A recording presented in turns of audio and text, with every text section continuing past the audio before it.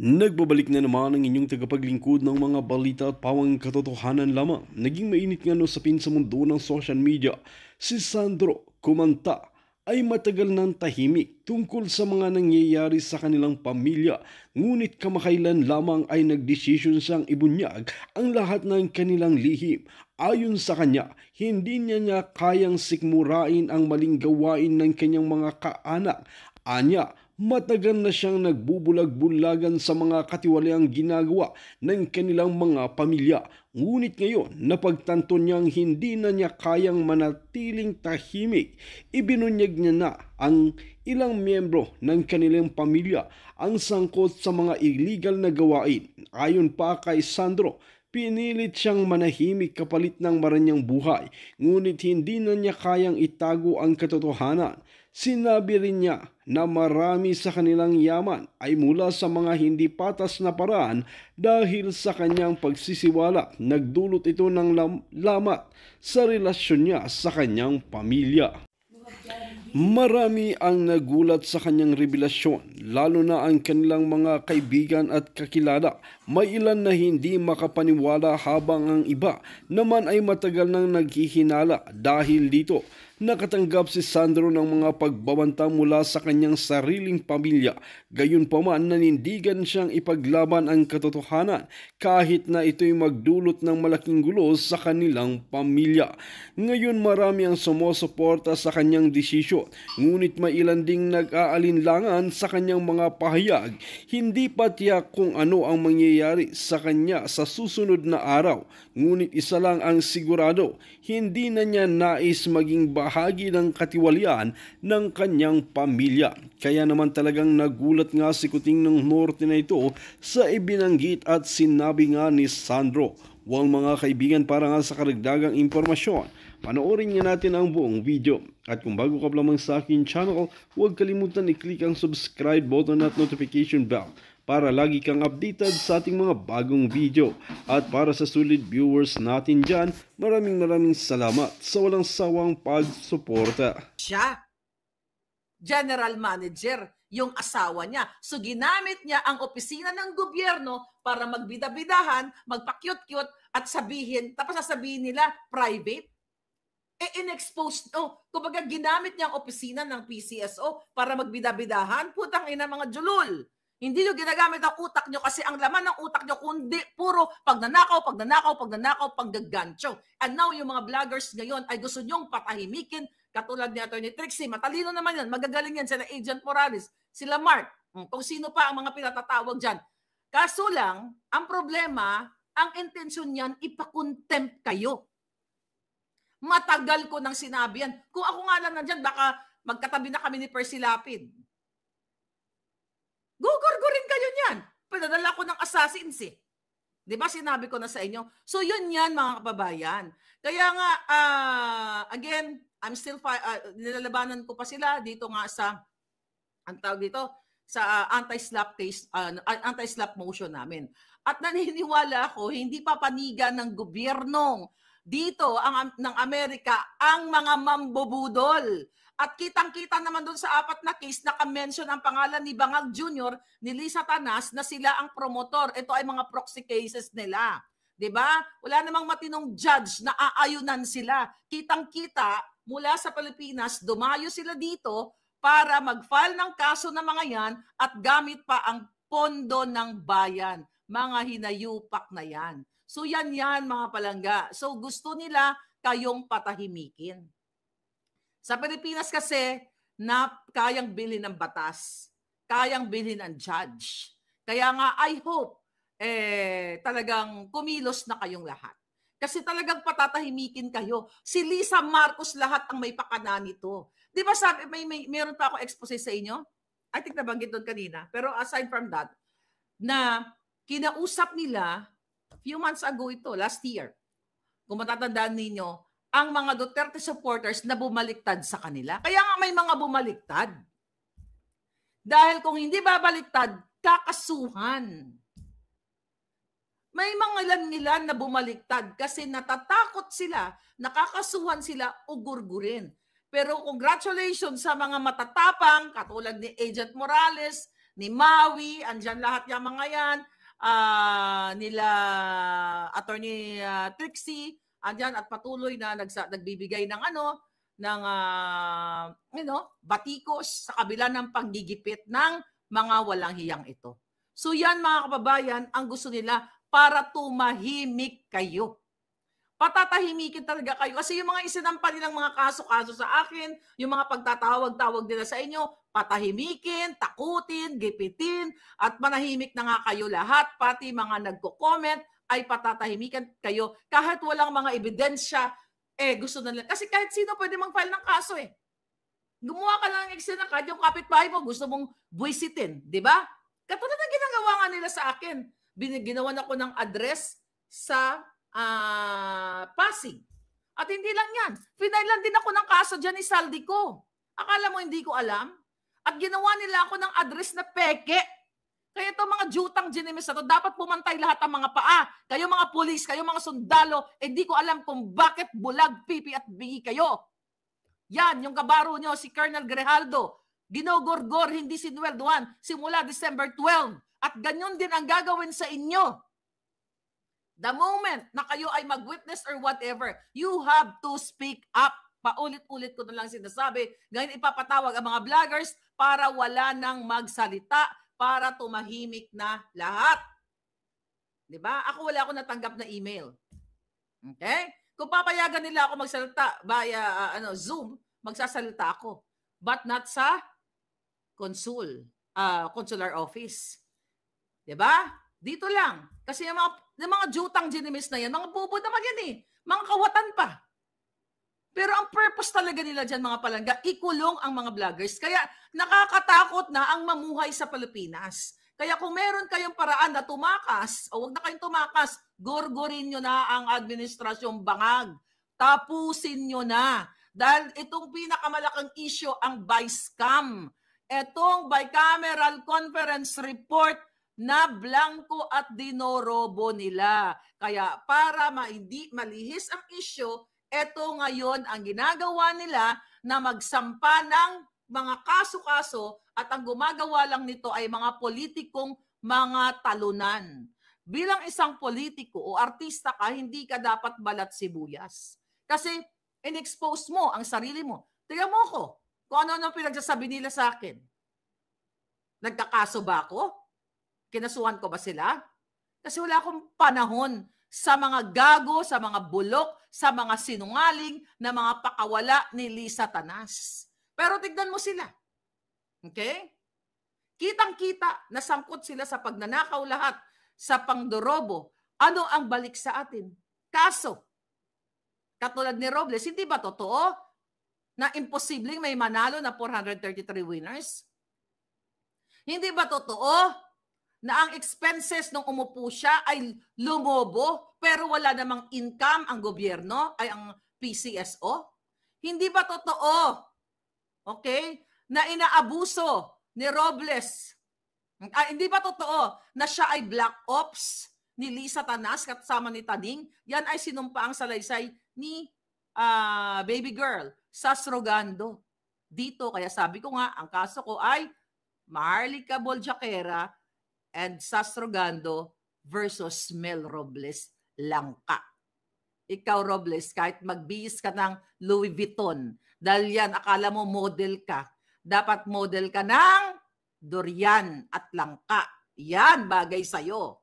Oh, hindi ang Louis Vuitton. Dahil magsuot ka man ng mamahaling, mukha ka pa rin dugyot, pusali at kawatan. Hindi mo maitatanggal dito sa social media na ikaw ay nasangkot sa mga pangawat sa pera ng bayang ulul ka.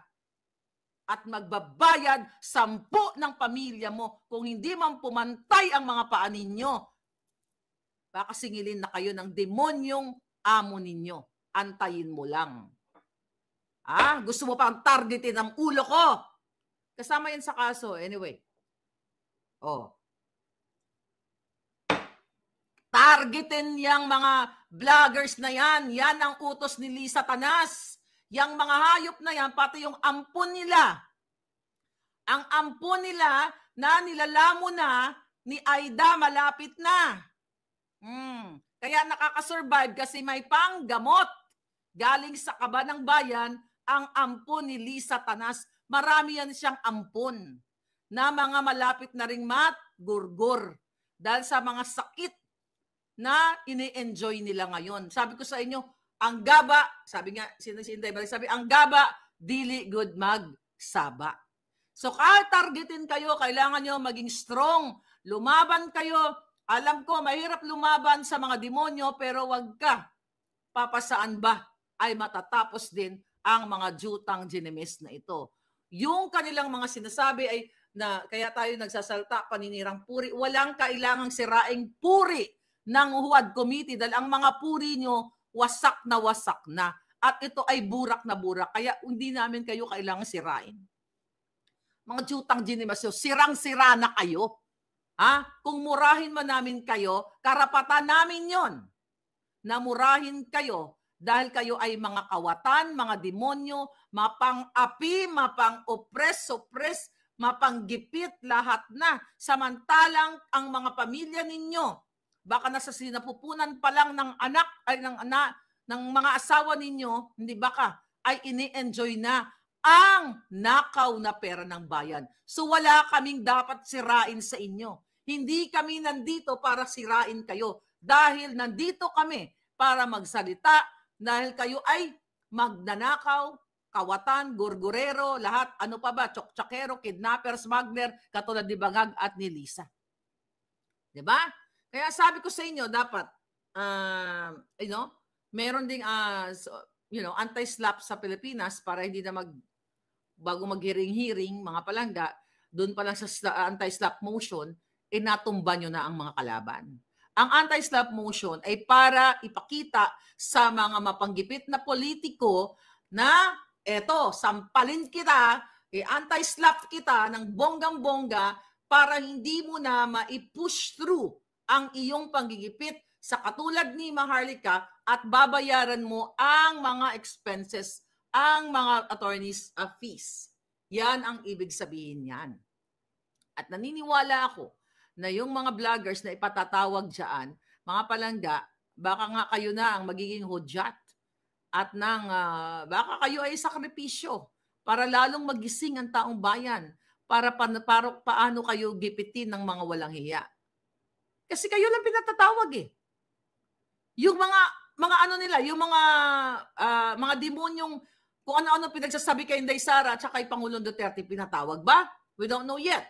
But ang pinakamalinaw dito, yung mga Duterte supporters, ang mga pinatatawag nila. Ang gusto nilang takutin para hindi na nga kayo. Siyempre, hindi na kayo magsalita. Siyempre, ang sarap-sarap ng buhay, di ba? Nila, pag wala na nagbabatikos. Yan ang gagawin sa inyo. Kaya kung ako sa inyo, mga palangga, huwag kayong matakot, lalo na yung mga polis. Pinipigilan na ang demokrasya, malayang pamamahayag, malayang pananalita sa ating lahat. Diba? Kaya dapat kayo ay lumaban sa inyong mga karapatan. Kasi ginagamit ng Huwad Committee yung kanilang mandato, yung iba dyan ay nakaw para takutin, gipitin kayo financially. Kasi let's say kung sa probinsya ikaw ay based sa probinsya, ipapatawag ka dyan sa Huwad Committee, mamamasahi ka.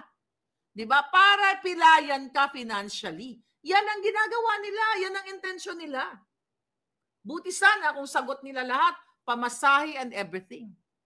Diba? Kaso hindi. Kung si Colonel Grijaldo nga ay hindi nila sinweldohan simula noong January 12. Kasi bawal yung ginawa nila. Dahil hindi pa naman convicted eh. Hindi naman na-charge si Colonel Grijaldo eh. Kinontempt nila dahil nagsalita lamang ng kanyang kalayaang pagsabi ng katotohanan na yes, indeed, ako ay kinumbinsi ni Dan Fernandez, ni Abante, na ako ay magsalita laban kay Duterte.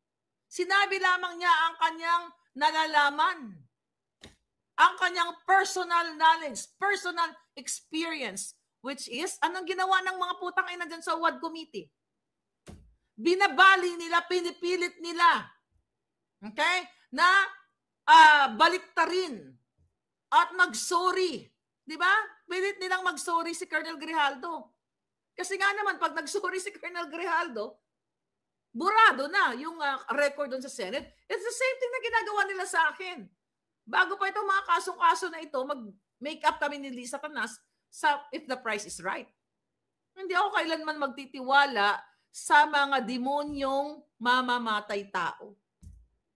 Diba? Sabi ko sa inyo, may nag-aayos pa na umuwi daw ako sa Pilipinas, sorpresahin ko si Lisa. After all, sa pag-disclose ko na siya isang babaeng ahas, kidnapper, snatcher, lahat na, uuwi ako, hindi ako tanga. Katulad nung nagsasabi sa akin na umuwi ako sa Pilipinas. Hindi po tanga si Maharlika. Diba? Hindi ako magiging Maharlika kung tanga ako katulad ng mga bangag na nalalaman ang lahat ng kabulastugan nila. Katulad ng pagiging tanga at bobo ni Marcos Jr. na nabasa niya ang 4,057 pages in just a matter of 4 days. Yan ang maliwanag na budol. Diba? Ano yan? Habang nagbabasa siya, sabi ko nga sa'yo, walang taong makakabasa kahit 8 hours ng straight. You need a break. Pero only in the Philippines, pang Guinness Book of Record, si Bangag ay natapos ng 4 days, so hindi siya umihi, hindi siya umutot, hindi siya lahat. Ngiwi-ngiwi lang siya, sumisingot lang siya habang nagbabasa. Walang ganun. So dito mo makikita kung sino ang tunay na ob-ob. Kung sino ang tunay na bangag. Yang mga bangag na yan. Kaya nga galit na galit sila sa akin. Kaya gusto nila akong gurgurin. Gusto nilang gurgurin si Inday Sara. Gusto nilang gurgurin si Duterte. Diba? At ang mga vloggers. Kasi tayo yung nagsasalita eh.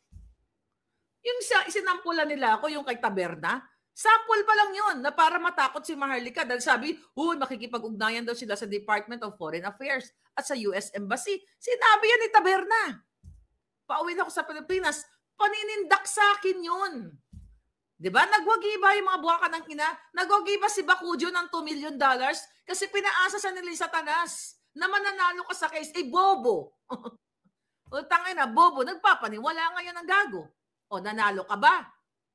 O, hanggang sa kaduluduluhan ng buhay mo, Abel. Okay. Bacudio. Sisingilin ka ng Diyos sa lahat. O, hindi pala Diyos, demonyo ang sisingil sa'yo. Ikaw, Quiñones, lahat kayo na pumayag na sumakay sa gustuhan ni Lisa to file a case against me. Demonyo ang makakaharap nyo. Malay nyo. Sumunod kayo kay Lagman. Diba? So, ulaan natin kung susunod sila kay Lagman. Mahiwagang baraha. Chik. Ito na. Tignan natin. Ulaan natin kung okay, susunod sila kay Lagman. Oh, 8. 8. Ibig sabihin, walang katapusan. Sino-sino ang mga susunod kay Lagman? 8 ang mauuna. Diba? Sabi ko sa baraha to, panalo tayong lahat. So may 8 susunod. Hindi lang natin alam kung sinong susunod na papantay ang mga paa. Kita nyo ang baraha, hindi magsisinungaling.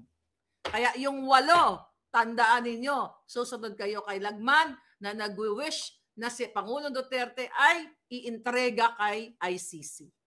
Nakita nyo? Wish kayo ng wish. Ang dami nang nag-wish kay Pangulong Duterte noon pa, nung siya ay mupo na mategi na, mamatay na, ganyan-ganyan. Tingnan mo, nauna sila nagganda matayan. Dahil ang gaba, dili gyud magsaba. Okay? Kaya itong ginagawa na pagpapatawag sa mga vloggers para takutin po kayong mga mamamayang Pilipino na nagko-comment.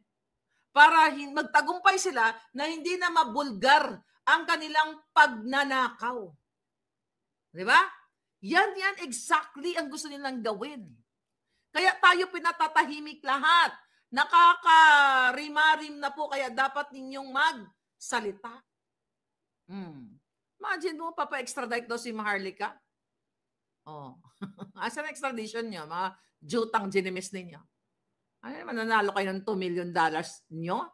Oh my God, ang bububo nyo, nagpapaniwala kayo kay Lisa Tanas, lalo yung dalawang designer. Sabagay, nakikinabang sila. Imagine mo, tangina yung bag na binigay sa akin, I just realized, 50,000 pesos. Tangina, makakabili ka sa Ross nun eh. $15 lang. Nagbebenta. Kaya hindi ko binenta yun eh. Nagbenta ba ako sa inyo ng bag? Pinabibenta sa akin. Wala lang kasi dito eh. 50,000 pesos. Pang $15 lang ang halaga. Nabudol nga yung kaibigan ko eh. Yung isa kong kaibigan. Aka na nga, buksan mo yung pinto. Yung perlas, yung pearl. Psst. Woo! Kunin mo yung pearl na bag. Pearl na bag. Dali. Kunin mo. Andyan, kunin mo yung pearl na bag. Yes, I know that. Yung pearl na bag. Wala pa. 10:25 na pala. Ayan na naman. Pinalalayas na naman ako. Ayoko nandito eh. Anyway, mga palangga. Pinapatay na po ang ating freedom of speech. Okay? Pinapatay na lahat. Alam mo, mayroon na ako gustong i-ano sa inyo, i-share. Ito. Asa na? Ito. Binigay ito sa akin. Okay? Hindi ko pa binabasa. Kalawangin na nga, oh. 70,000 pesos. Nabibili lang to. Magkano to? Ayan, oh, warak, ano na nga, sira na eh. Ayan, actually, di ko to, isang beses ko to ginamit. 70,000, yung isa kong kaibigan na budol, hindi ko naman siya binudol. I just want to support, my former friend. 70,000 pesos? Magkano to dyan sa gilid-gilid ng Quiapo? Ayan oh. 70. Tapos gusto mong tulungan ang mga craftsmen and women na gumagawa nito. 70,000. Are you fucking kidding me, darling? 70,000 pesos to. Hindi ko to binili. Pakibasag na nga to, ba't buhay pa to? Sunugin natin. Alright? 70. Yung friend ko nakabili. Oh. Talaba. Sabi niya. Bibili ka ba nito? Kaya nga nakita ko to, syempre, pag magkaibigan mo, parang nahiya ka naman. Sabi, ano ba yan? Ang mahal-mahal. Oh. Yan, overpriced. Tapos yung mga politiko, bumibili, syempre, nakikisama at wala naman silang pakialam dahil ang 70,000, barya lang yan sa kanilang mga nakaw. Paano naging 70 yan? Di bibili na lang ako ng Dior o ng LV, di ba? Punta na lang ako ng Paris o ng Italia. O, tignan mo to. 70,000 to. Kaya nga I'm fighting, mga kababayan, sa mga mambubudol. At itong designer na to, ang kapal ng mukha, magbenta ng 70,000. Ayan o. 70,000, walang hiya talaga, 70,000, baka 1,000 lang to sa Mindanao. Ang mahal niyan, ginto ba yan ng talaba, sabi ni Jane? Yun na nga, tuway. Overpriced talaga. Hindi yun gift, breathe away. Galing dun sa kay Bakudyo na natalo sa kaso ang hitad. Oo, di ba? Masisisi niyo ba ako kung bakit kailangan ko ibukay lahat ng mga putang inang ito? Sa bawat, kung imagine mo, sa 10 niyang mabenta sa mga politiko, 700,000. Saan kukunin yon? Kay Tuason. Saan kukunin ng mga politikong pambayad? Sa nakaw. Yes, Estia. I'm serious. Itanong ko yung friend ko, baka mas malaki pa yung binayad niya dito. Titignan ko eh. Plastic lang to eh. Ayan o, ewan ko, anong klaseng plastic ito, yung mga designer dyan. Oyster. Diba? More than 1K. Hindi siya quality. Exactly. Yun ang sinasabi ko sa inyo. Sabi ni Zian Lu, my Filipina Yayas Ratan bag is far more stylish than your bag, madam. And it only cost 600 pesos, which we bought it during our briefcation. In Davao City. Ayun na nga, Zian. Di ba yun yung sinasabi ko sa inyo? Baka sama ang perlas sa loob, sabi ni Fe Reyes. Yun na nga. Kaya nga, di ba? Ito yung ginagawa ngayon ng mga jutang ginimes na mga politiko para pigilan kayong lahat. Okay? Pigilan kayo. And now, what's next? Bago ako tumakas sa inyo. Sararampa na naman ang hitad. Hindi pala ako, hindi, maya pa pala. Ano ang sabi ni Bangag? Here we go, darling. Sabi ni Bangag, recently, okay, ano yung sinabi ni Bangag? Tinanong siya, here we go. Sabi ng Julul, eto 10 hours ago, tinanong siya kung may contingency plan ba siya. Wala daw siyang eto sabi dito, just in, President Marcos Jr. on whether the government has a contingency plan should the Supreme Court decide in favor of the petition to nullify the 2025 national budget, ang sagot niya, no. We shut down everything. I guess this is what they want, yung matuloy ang destabilization. Bangag! Pwede naman sundin. Yun nga, yung tinatawag na reenacted budget. Wala siyang contingency plan. Sinasabi niya ng julol na ito sa taong bayan na parang, sige, kapag inano nyo yan, kapag inano ng Korte Suprema, pag nag-release kayo ng ng TRO, shutdown lahat. When you say shutdown lahat, maapektuhan ang lahat ng sangay ng gobyerno. Healthcare, economic, lahat. Pangbobo yan. Bakit masa-shutdown? Pwede mo naman gamitin yung reenacted budget. So, ibig sabihin ito, para lang ibintang sa atin na para daw matuloy ang destabilization. Walang nagde-destabilize sa gobyerno. Walang iba kundi itong bangag na ito. Recently, si Lisa Tanas kasama yung kanyang anak, nakita ko may picture na umattend na naman sa concert ni Maroon 5. Oh, si Bangag ba? For sure, nandoon din si Bangag. Wala pala ako nakitang picture.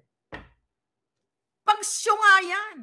Hindi masa-shutdown ang gobyerno, ang functions ng gobyerno kung ipapatupad yung reenacted budget dahil nga ang 2025 budget by scam, okay, ay budol, ay panggagancho, immoral, unconstitutional. Sabi nga ni Attorney Vic Rodriguez na number 56 sa balota ninyo, managot lahat, technical working group, nagre-request ng mga dokumento sa Secretary of sa Senate, sa Kongreso para malaman kung sino mga tao doon, kung sino ang nag-fill in the blanks.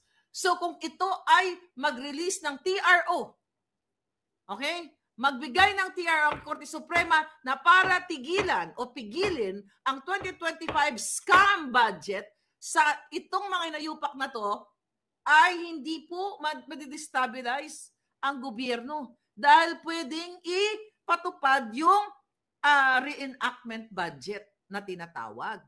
At with reenactment budget, wala yung mga akap tupad na isiningit ng tambalusnos ng bangag na gobyerno na gagamitin nila sa 2025 election. Yan.